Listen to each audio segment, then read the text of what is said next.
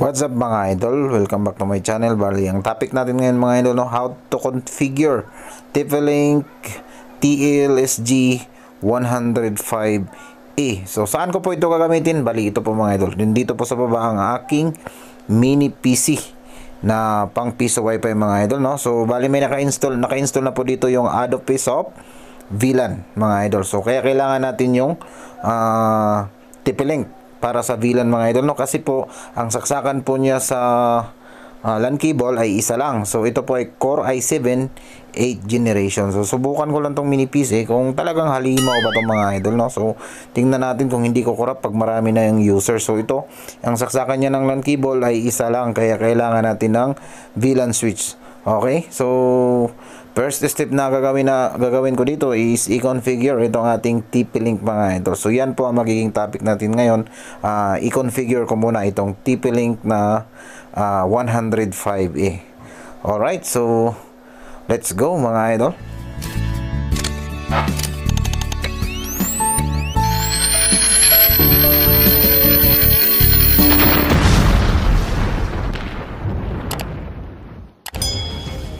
Okay, before we proceed sa configuration mga idol, gusto ko lang pong i-share sa inyo itong isang wifi ko mga idol na na-deploy. Naging libre connect po siya mga idol for 2 weeks. So 2 weeks po siya libre mga idol sa mga customer dahil matagal kong napuntahan mga idol. Ang problema is itong ating VLAN na TLSG 105E na TP-Link mga idol na VLAN, tumatagos po yung internet. So kung naalala nyo mga idol, itong LAN 1, ito po yung ating ISP. LAN 2 mga idol, hindi na siya umilaw. Tumatagos po siya doon sa LAN 3, 4, and 5. So, yung 3, 4, and 5, yun po ang access point natin. So, libre connect po yung mga customer natin mga idol. Hindi na po siya dumaan sa portal mga idol. Hindi na siya dumaan sa Raspberry Pi natin. Dahil nga, nag-reset po siya mga idol. So, bali nawala po yung ating configuration mga idol, no? So, kawawa yung mga idol, yung bindo natin, walang kita dahil wala pong humuhulog dahil nga libre. So tuwang-tuwa naman yung mga customer natin mga idol. So okay lang po yun, at least no, may libre connect din sila mga idol. So ito nga siya mga idol, walang laman ng ating window. So tara, proceed tayo sa configuration. Mga idol, kailangan po natin ng computer sa pag-configure nitong ating TP-Link mga idol, no? So saksakan natin siya ng LAN cable papunta sa ating computer. So kahit saan po dyan mga idol, no? So ako sa LAN number 1 ako nagsaksak, tapos papunta po sa ating computer. So proceed po ako dun sa computer mga idol, no? After kong i-turn on ito. So ang gagawin natin dito is LAN number 1 is ISP. So diretso po yung ISP natin sa LAN number 1, tapos itong LAN number 2 is yung ano natin, mini PC.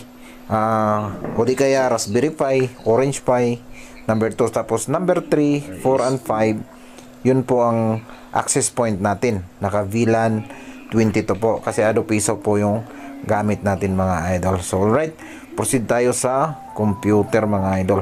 So, bali, kailangan natin mga idol is-set to static IP, no, ang ating computer. So punta tayo sa settings, network and internet, network and sharing center.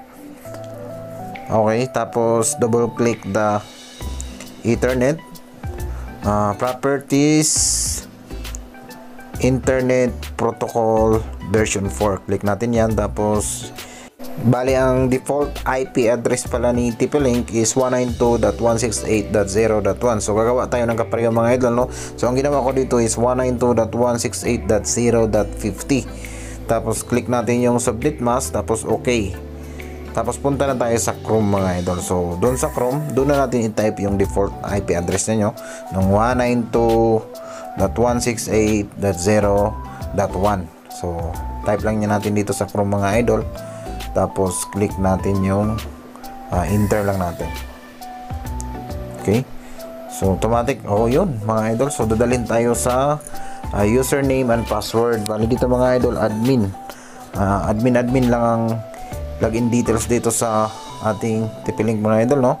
Tapos I think gagawa tayo ng panibagong password. Ayun, humingi nga ng panibagong password mga idol. So gagawa tayo ng panibagong password sa ating idol. So yung new password natin mga idol, no, i-confirm lang natin, ulitin lang natin dito sa confirm password, tapos i-click natin tong confirm.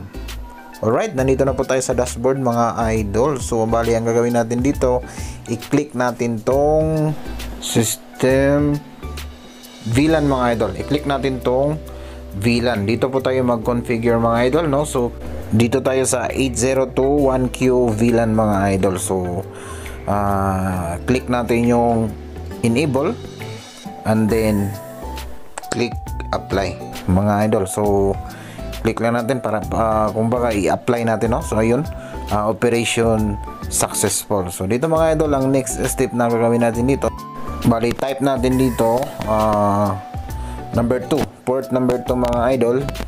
Itag natin tong port number 2 para sa ating Raspberry Pi, Orange Pi, o di kaya sa ating mini PC. So gagamitin ko po ito sa aking mini PC. So port number 1, nakatag yung ating port number 2. Port number 1 is untag. Bali dito po papasok yung ating ISP sa port number 1, pero hanggang port number 2 lang po siya mga idol. Ang port number 3, 4, and 5 is not a member. So not a member po siya mga idol. So ayun, operation successful. So ang next step naman natin mga idol is yung port 3, 4, and 5. So itag natin yung number 2. Bali yung number 2 mga idol is yun po ang talagang server natin, no? Itong ating mini PC, Raspberry Pi, o di kaya Orange Pi. So untag natin yung 3, 4, and 5.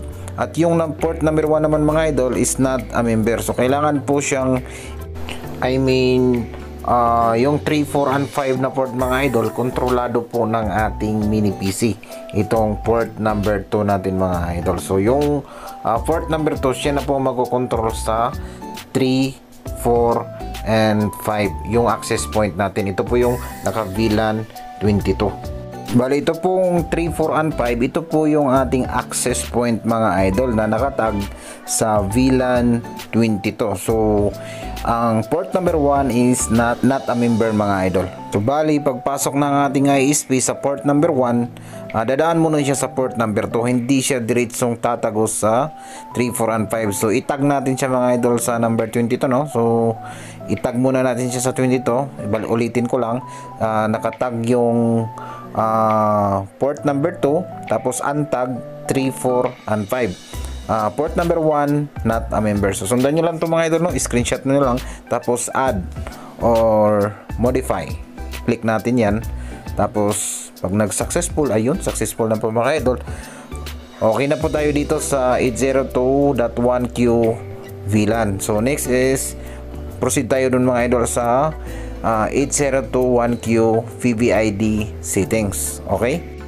Okay, bali dito mga idol, port number 1 is 1. Tapos port number 2, VVID niya is 2. Check lang natin to. Check natin siya mga idol, no? Tapos apply. So next is 3, 4, and 5. Yun po ang naka VLAN 22 natin mga idol, no? So tag natin siya sa 22, tapos check natin siya 3, 4, and 5. Then apply. Ito po yung 3, 4, and 5 ay sa access point natin mga idol, no? So tapos yung port number 2 is yun po sa ating mini PC. Okay? 3, 4, and 5 sa access point. So VLAN 22 siya mga idol. So tag natin sa 22, tapos apply. So okay na po itong ating configuration mga idol. So subukan ko na po ito sa aking mini PC. So next video mga idol, abangan nyo na lang po. Subukan ko po yung aking mini PC. Tingnan po natin mga idol, kasi maglalagay po ako ng sub window. At least mga siguro isa, dalawa, tatlong sub window mga idol.